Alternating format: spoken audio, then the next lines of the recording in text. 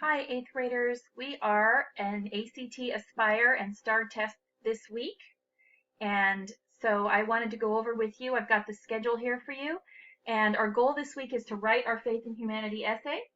And also we're going to complete our personal dictionary of 20 Holocaust vocabulary words. And you'll be doing all of this in the midst of taking your STAR Science test on Monday and your ACT Aspire test Tuesday through Friday. So you can see here in the do now an agenda for the week that I have the schedule there for you. And then rather than 5 days worth of content, I'm only going to be seeing you 3 days this week. So I've got 3 days worth of content here for you to get your essay written. So we're going to launch right into the essay. It's our Anne Frank Faith and Humanity essay. And this is the prompt, as I know you remember, because last week you did your quote charts, and hopefully your quote charts are ready because Mrs. Flynn is going to check them today, and we will be writing the essay. So you need to have your quote chart before the essay is done. So remember that this is your prompt, and that each element of this prompt goes into a particular paragraph for your essay. So define what faith and humanity means to you. That's great. In your introduction, you can use that. And then remember, you need some sort of a hook or a grabber to get the audience interested. And then you're going to put your definition in there. And then you're going to have a thesis statement that says something about Gerda and Anne having faith in humanity, and you either having faith in humanity or not. Make sure you have that thesis statement because that's what your essay is about. And then those are your 3 body paragraphs: a paragraph about Gerda, a paragraph about Anne, a paragraph about you.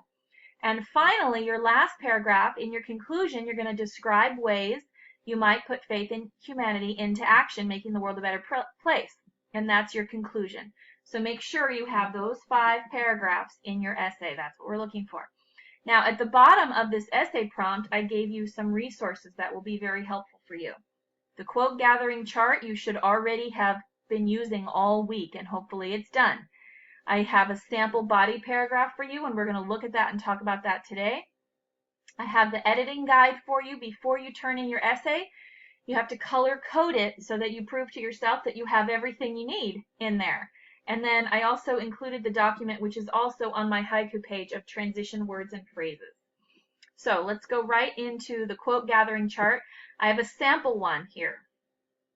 Your quote gathering chart looks like this, and Frank, and hopefully yours is all filled in now.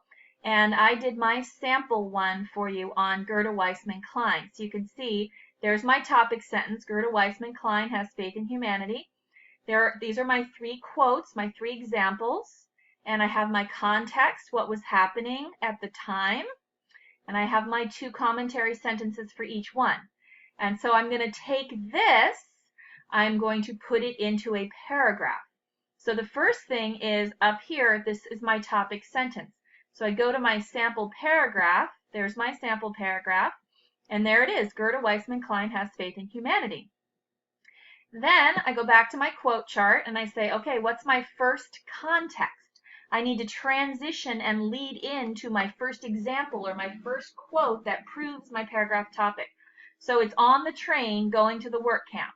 So I'm going to type that into my paragraph. One can see Gerda's faith in humanity when she is, and there it is, on the train going to the work camp. That is a transition because it links my topic sentence, and Gerda Weissmann Klein has faith in humanity. It links that to the first example. So one can see this faith in humanity on the train going to the work camp. And then I'm giving a little bit more context. She makes a bet that the war will be over soon. And there's my quote, which is right here on the quote gathering chart. She makes a bet. No, it's going to be less than 6 months. And there's my citation. And then my 2 commentaries. This quote proves. Well, I go back over here to my paragraph, and notice I just, gosh, almost you could just copy and paste it in. There's the quote, there's the citation, there's the commentary. This quote proves that Gerda has faith in humanity because she's lost her brother, her father, her mother, and she still believes that these atrocities will end quickly. Here's my second commentary paragraph. She still has hope even in the face of all she's seen. There's the end of the first context, quote, commentary, commentary. Now I need to transition and go into my second example. A situation that affirms Gerda's faith in humanity is, So there, that's my transition. That's an embedded transition, basically saying here's another example. In this case, I said it's a situation that affirms her faith in humanity. Her interaction with Frau Krugler, the supervisor at the work camp. So there's my context. There's the quote, she pinned a lie to the lips of all those who said they had no choice. That is my favorite quote of them all from that movie. One survivor remembers. And then here's my commentaries. Krugler confirms her faith in humanity because she gives the Jews hope that not all Nazis are cruel, killing machines. In saving Goethe's life, Krugler teaches Goethe that there is still good in the world. So that's and if you go back to the quote gathering chart, you can see there's my context, practically word for word off the quote gathering chart into the paragraph. There's the quote with the citation, and there are the two commentary sentences exactly copied and pasted into the essay. And here's the third one. So I need another transition. Anytime I go from over here with the commentaries over for the next example, I transition. So a final example, a third example, another example of Goethe's faith in humanity is seen when she's on the death march, quote, blah, blah, blah, citation, commentary, commentary. So we go back to the paragraph and it's all there, okay? There's, let's see, commentary, commentary. One sees an additional example. There's my transition of Goethe's faith in humanity on the death march. That's the context. Quote, I was planning a party for after the war. There's the citation. Here's the two commentaries. Even though Goethe was on a death march with people dying all around her, she still believed she would ultimately survive and looked forward to having a party. She used these positive thoughts to escape the cruel reality of the death march. Even though Goethe, oh, and here's my concluding sentence for this paragraph. Even though Goethe had evil all around her, she maintained her faith in humanity. There it is. So that is how you take your quote chart and write it into a body paragraph. I know you know how to do this because we did it for, we've done it I think 2 times this year already. We did it for A Christmas Carol, and I think we did it for our, something in the beginning of the year. I think we did also. So we've done for our immigration projects. So next I want to show you the editing guide, which is also at the bottom of the prompt. It's there, the bottom of the essay prompt. Once you finish writing your body paragraphs and you write your introduction paragraph and your conclusion paragraph, then you're going to go to this editing guide right here. Your rough draft is finished, and you're going to use this editing guide, and you're going to turn the different elements of your paper into these colors, change the text color.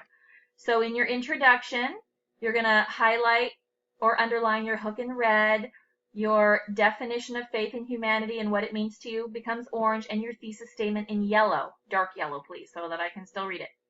In each body paragraph, your topic sentence in yellow, your transitions are green, your lead-ins or your context is light blue, the quotes are dark blue, the commentaries purple, and the closing or summing up sentence is brown. In your conclusion, you're going to restate your main idea in light pink. You're going to describe how you will put faith into humanity into action to make the world a better place. That goes in magenta. So, and you just keep following these directions. If you have time, you're going to read to a partner. You're going to find another person. So you just follow these directions, and there actually is the rubric. All of the things you need to have and how many points you'll get, and then your grade will be out of 90 points. So that's your editing guide. The last thing that I included for you is your transitions. And this transitions to show location. You can use some of these for context, like amid or among. Some of these are good for the context part. To show time sometimes works well. You can also go down here to, oh, and then this is good, to emphasize a point or to conclude or summarize. These are good for your conclusions especially.